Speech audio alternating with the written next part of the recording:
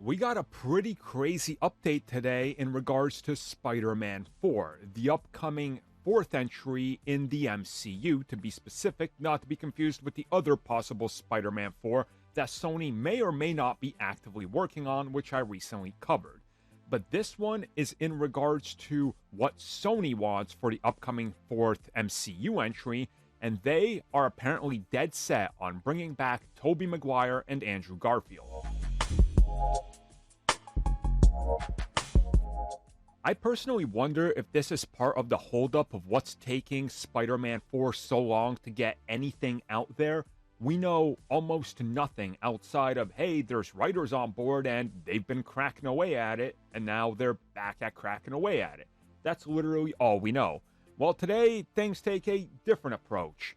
I've seen multiple insiders and reports today that Sony pretty much went to Marvel and said, cool, yeah, we're making Spider-Man 4, but we got some ideas. These ideas are bring back Tobey Maguire and bring back Andrew Garfield, and let's do a repeat of what we did before.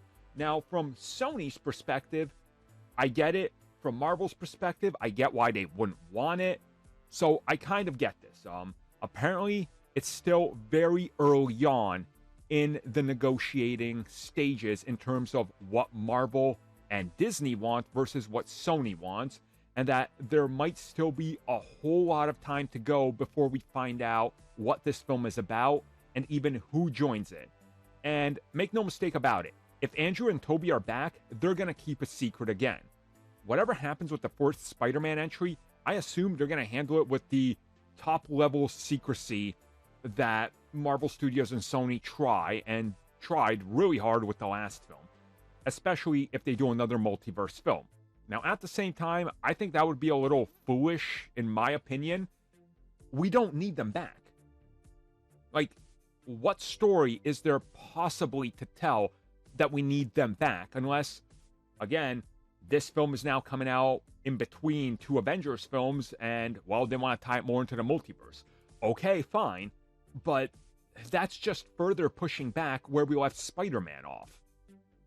To me, it just seems very pointless, and it seems like Sony is trying to essentially get back to all the same mistakes that they were trying to avoid, but made with TASM. We don't want that. I certainly don't want that. Trust me, I would want nothing more than to see all these Spider-Man united again, not in a follow-up film. Down the road, yeah. Secret Wars, yes. TASM 3, where both of them show up in that one and help Andrew, sure, whatever, I'll take it.